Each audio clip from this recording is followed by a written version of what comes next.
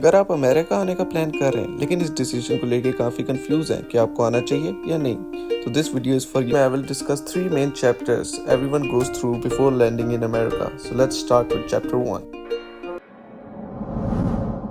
Mindset बहुत important है भाई, क्योंकि जब बंदा अपने कंफर्ट जोन में बैठकर यूट्यूब पे वीडियोस देखता है, क्या यार अमेरिका चला जाता हूँ, काफ़ी फिट सीन है, थोड़ी सी पार्टी भी कर लूँगा और थोड़ी सी पढ़ाई भी। लेकिन जैसे ही वो बंदा 6 महीने की मेहनत करके यहाँ पहुँचता है तो उसको आते ही रियलाइज हो जाता है कि ये कहाँ गया यार। और बड़े बड़े मुस्टंडों को मैंने रोते और महीने बाद वापस जाते देखा है। तो अब सवाल ये उठता है कि क्या किया जाए और कौन से माइंडसेट वाले लोग यहाँ आए। सो बेसिकली अगर मैं अपनी स्टोरी बताऊं तो हमेशा से मेरा ख्वाब था कि मैंने पाकिस्तान की कंफर्ट जोन वाली जिंदगी छोड़ के अमेरिका आके अब्रॉड वाली जिंदगी गुजारनी है, क्योंकि मोस्टली 2 तरह के लोग बाहर आते हैं। फर्स्टली जिनकी मजबूरी होती है to find a better job और अ बेटर लाइफस्टाइल, और उनको बस स्टडी वीज़ा एक जरिया नज़र आता है to reach that goal, and when they reach it they know कि वापसी की कोई फ्लाइट अवेलेबल नहीं है। और दूसरा हम जैसे लोग जिनकी इतनी कोई मजबूरी नहीं होती बाहर जाना, दे either go for the experience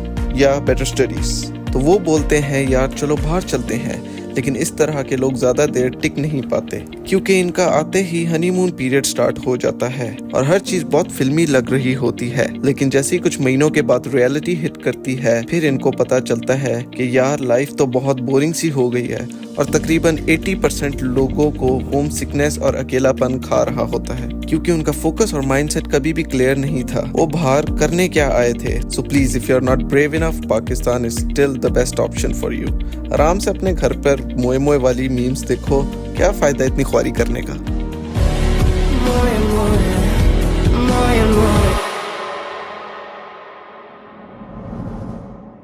अगर आपने डिसीजन ले ही लिया है कि आपने बाहर पढ़ने जाना है, तो अब आपकी असल जर्नी स्टार्ट होगी, लेकिन आपको पता नहीं होता कि कैसे और कहाँ जाना है। तो इस टाइम 50% लोगों को अपना बजट और ग्रेड्स देख के लगता है कि उनका एडमिशन इकरा यूनिवर्सिटी में ही होगा, लेकिन इस टाइम आपने घबराना नहीं है और रैंडम कंसल्टेंट्स के पास तो बिल्कुल नहीं जाना, क्योंकि जिसको कैनेडियन यूनिवर्सिटी से कमीशन मिलेगा वो आपको कनाडा भेजेगा, और जिसको कंबोडिया यूनिवर्सिटी से पैसे मिलेंगे वो आपको बोलेगा कंबोडिया चले जाओ, बहुत स्कोप है। तो ऐसी सिचुएशन में चुप करके अपना लैपटॉप खोलो और अपने बजट और ग्रेड्स के हिसाब से हर कंट्री की ऑफिशियल वेबसाइट पे जाके चेक करो कि किधर जाया जा सकता है। लेकिन मुझे पता है तुम लोग ये काम नहीं करोगे और अपने अब्रॉड वाले दोस्त को कॉल करोगे और कॉल करके बोलोगे जानी क्या सीन है, मुझे भी आना है, मुझे भी ले जा। या तो यूट्यूब पर कमेंट करके बोलोगे मेरी एफएससी में 30% आए हैं, मैं बाहर कैसे आऊंगा, प्लीज हेल्प मी। लेकिन अगर आपको फिर भी लगता है कि आपको गाइडेंस की जरूरत है और कंसल्टेंट के बगैर आपका गुजारा नहीं है, तो मैं फोकस एजुकेशन के जरिए से बाहर आया था, but more on that later. America के अलावा भी बहुत सी ऑप्शन है, जैसे इटली, बेल्जियम जैसी जगहों पे भी education is very cheap, but you need to do your own research कि कौन से कोर्सेज अवेलेबल हैं, बेनिफिट्स और लिमिटेशंस क्या हैं। अगर मैं इस टॉपिक को समराइज करूं तो बॉस मेहनत और डेडिकेशन आपको खुद शो करनी पड़ेगी, क्योंकि अगर आप ये सोच रहे हो कि आपके मुंह में आके कोई निवाला डालेगा तो आप बहुत बड़ी गलत फहमी में हो। ऐसा कुछ नहीं होगा, सारी मेहनत आपको खुद करनी पड़ेगी। आई थिंक ये वो पार्ट है when you have done everything and all the work, और आपने वीज़ा अप्लाई कर दिया होता है और आप बस इंतज़ार कर रहे होते हो कि अब क्या होगा। जिसका वीज़ा नहीं आता उसे एक सेंस ऑफ प्रेशर होता है कि क्या होगा, वीज़ा आएगा कि नहीं आएगा, ये सारी मेहनत ज़ाया जाएगी। और जिसका वीज़ा आ जाता है वो सोचता है ओ शिट, क्योंकि इससे आगे की तो प्लानिंग की ही नहीं होती है, क्योंकि from this point you're on your own. अच्छे लोग जो बोलते थे कि एक बार वीज़ा लगने दो फिर देखना मैं क्या करता हूँ, वो भी जहाज़ में बैठ के बैक ऑफ द एंड यही सोच रहे होते हैं कि अब क्या होगा।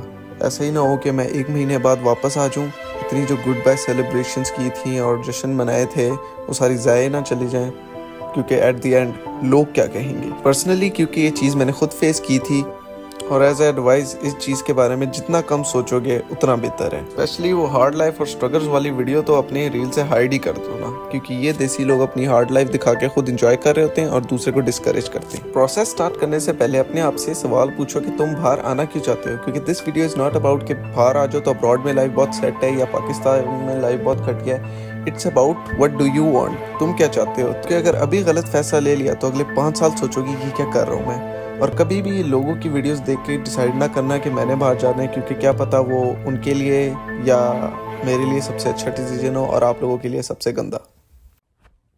अस्सलाम वालेकुम guys, decent squad here. Hope कि आपको वीडियो पसंद आई हो। और इस बार मैंने कुछ नया ट्राई किया था व्लॉग से हटके, क्योंकि actually I was in an accident recently. Here is the photo. So yes, I know it's pretty bad but I am good now, thank you. और इसलिए मैं कोई व्लॉग कर नहीं पाया था, तो मैंने सोचा कि क्यों ना एक छोटी सी इस तरह की घर पे बैठे वीडियो बना दें जिसमें आपको समझा दें कि यूएस आने का तरीका, फ़ायदे और चैलेंजेस क्या होते हैं। तो वो उस तरह की मैंने एक वीडियो बना दी आप लोगों के लिए। होप आपको पसंद आई हो। और कंसल्टेंट के बारे से मैंने जो कहा था कि बाद में बताऊंगा, तो वो मैंने काफ़ी कंसल्टेंट्स ट्राई किए थे, क्योंकि मैं यूएस खुद कंसल्टेंट के ज़रिए आया था। तो एंड पे जाके मुझे फोकस एजुकेशन मिले थे, which are very nice guys, very cooperative. जहाँ पे आप बोलोगे वहीं आपको भेजेंगे, इधर उधर कहीं नहीं भेजेंगे जैसे कि दूसरे कंसल्टेंट्स करते हैं और अपनी मर्ज़ी के मालिक होते हैं। उनका नंबर और अपना उनका नंबर या डिस्क्रिप्शन में होगा, या उनका लिंक भी डिस्क्रिप्शन में होगा, तो वहाँ से जाके you can check them guys out. और thank you for watching, hope you like it, please like and subscribe, see you.